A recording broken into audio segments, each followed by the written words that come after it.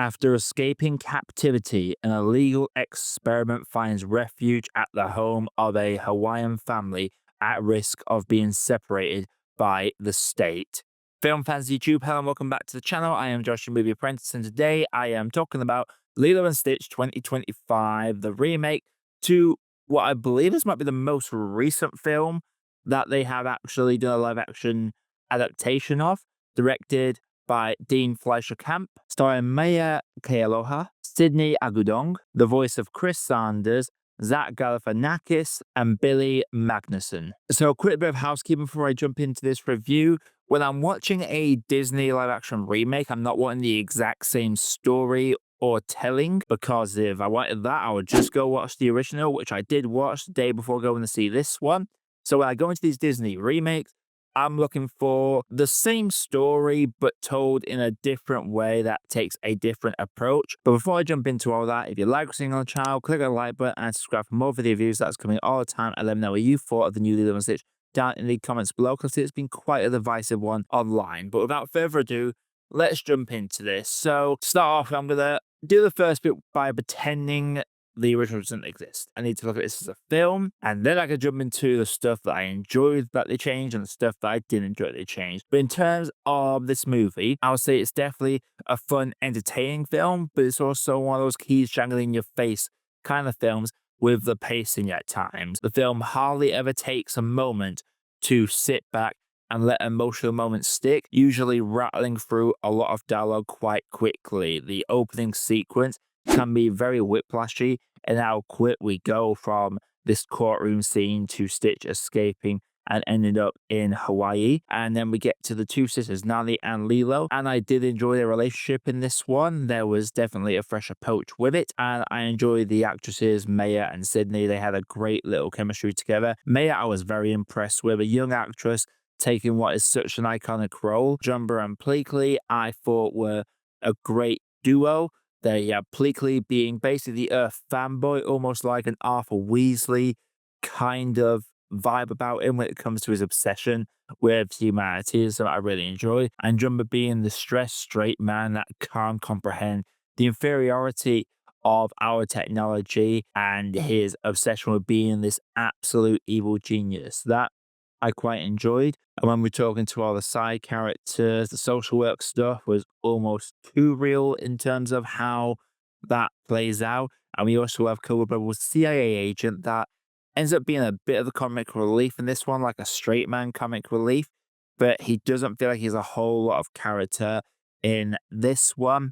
And when we get into the climax, I liked how the film does that classic thing of establishing things early on. A simple picture of Nani training to surf is something that is very prevalently shown early on. It comes into play a lot later. And the ending, whilst people find it very divisive, and I can see both sides of the argument, I would say that it is set up to go that way throughout the film's runtime and shouldn't really have been a surprise that it did go in that direction. And I do have thoughts about the backlash, but I'm going to get into that after I've done my grades. I don't like to jump into these sort of online conversations. I like to form my own opinion. That's what we'll say. Watch the film and form your own opinion. If you don't like the way the story's been told, then just watch the original, because I will say straight up, the original is far superior.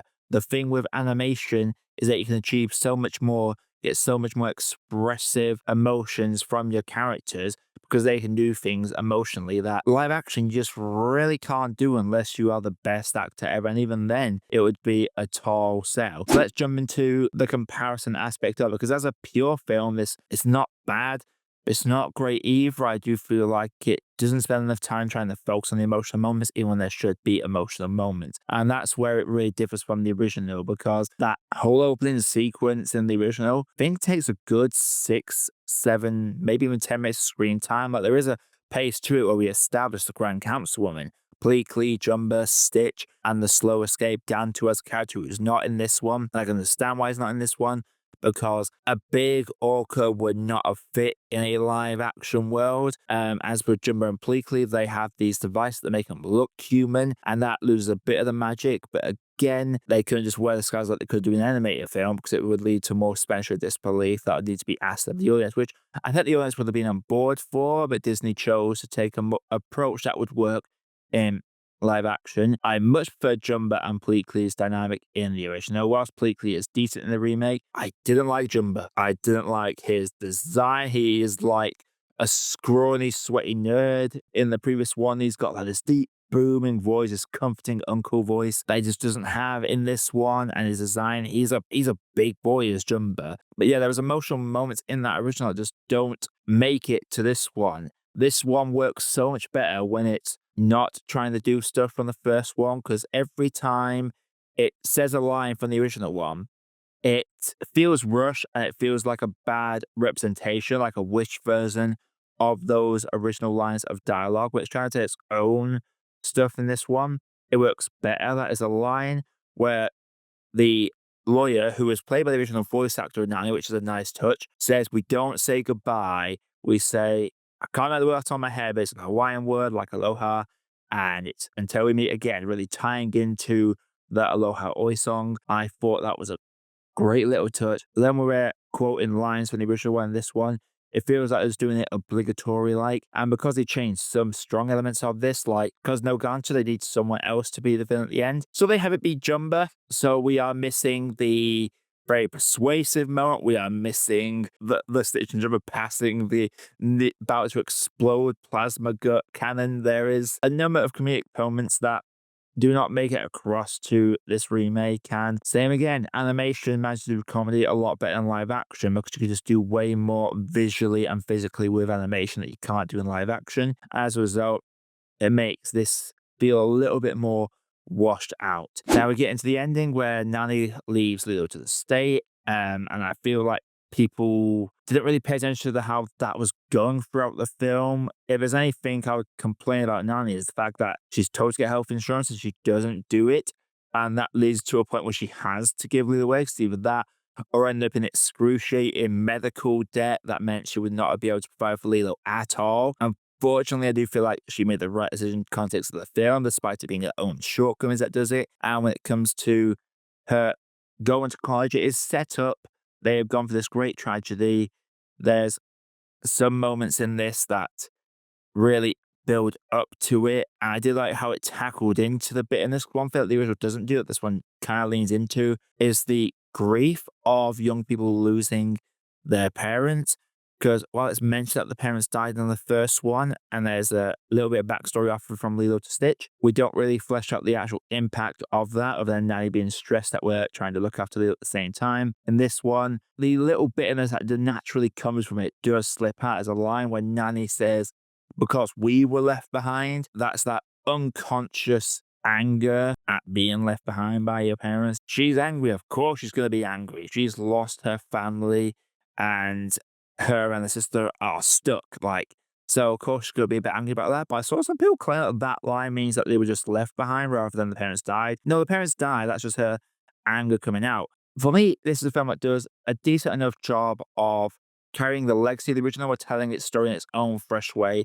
So we now have two versions of a story that now exist in the world, and you can pick your preference. I personally will always prefer the original. I think the original is fantastic, but I did love how this one fleshed out a bit more of Nani, added a little bit more compassion from the social worker. But Jumba, I did not like at all. I did think Bleakley was slightly improved in this though, because they don't really lead into his earth expertise obsession in the original, and they really lead into it in this one. But this film is, despite being longer, lacking in more poignant emotional moments. We are missing the ugly duckling, we're missing Jumba and Bleakley having that camping scene together. Nice saying goodbye to Lilo on the balcony. This time they play guitar and do a bit of hula together, which I thought was a nice little change to it. I feel like both scenes had the unique element of sadness in there, so that's something I really enjoyed. But it does feel like when we get to that final act, a good chunk is missing in terms of the heart and dynamic. There's some little bits like you never see Stitch reveal his full alien form to Lilo in this one, which I feel like is a mistake. So one of the most powerful moments is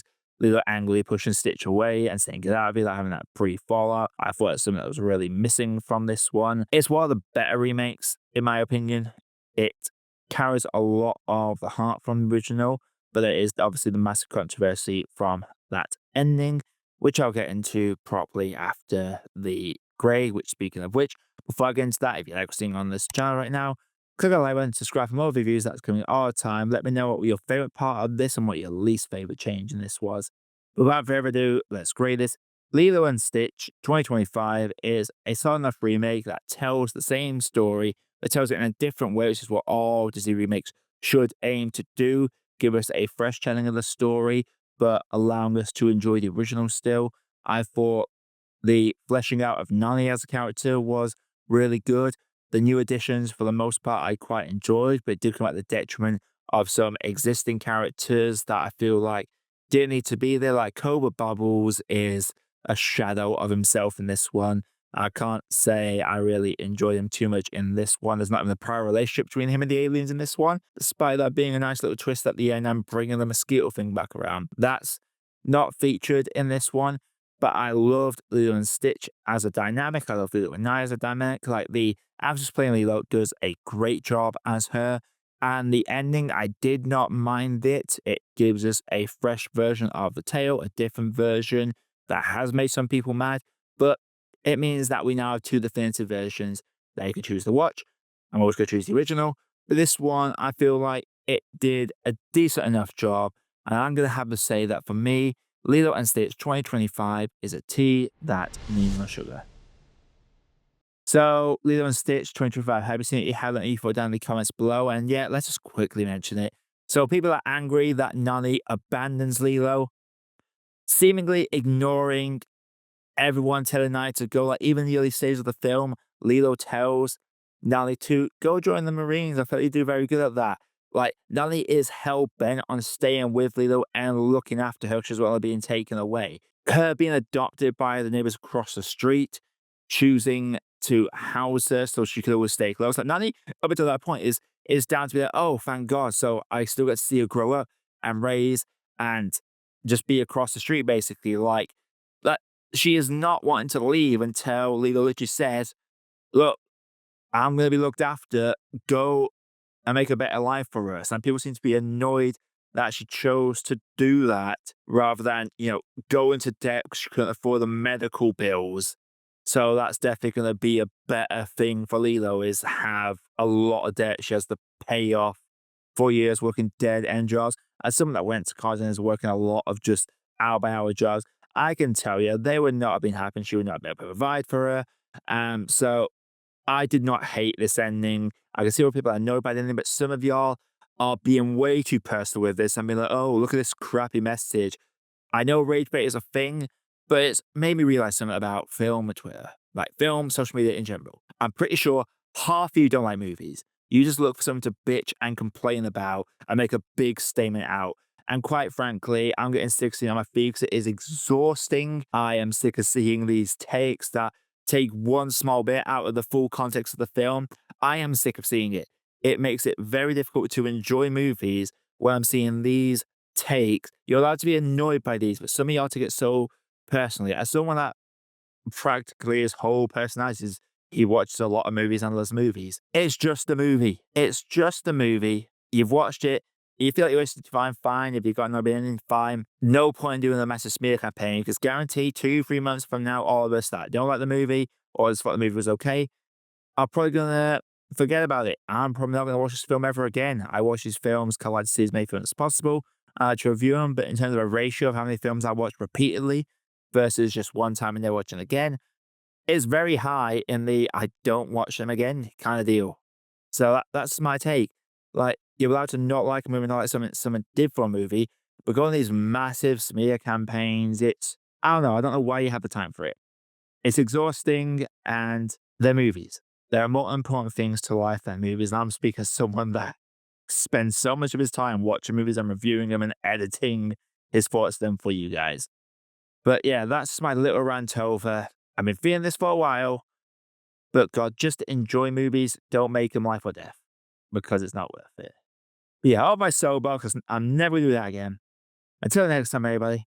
Coming up in the channel, because my Father's Nation tier list has done well, I will do that Saw tier list. Don't know when I will do because I need to watch all the films again and figure out how I'm going to tier it because there's a lot of just shot to death ones in that. And that's one of those awkward ones I'm gonna have to really come across when I go through the movies. But yeah, until next time, everybody, I am Josh, I've been your Movie Apprentice, and I'll see you all in the next video.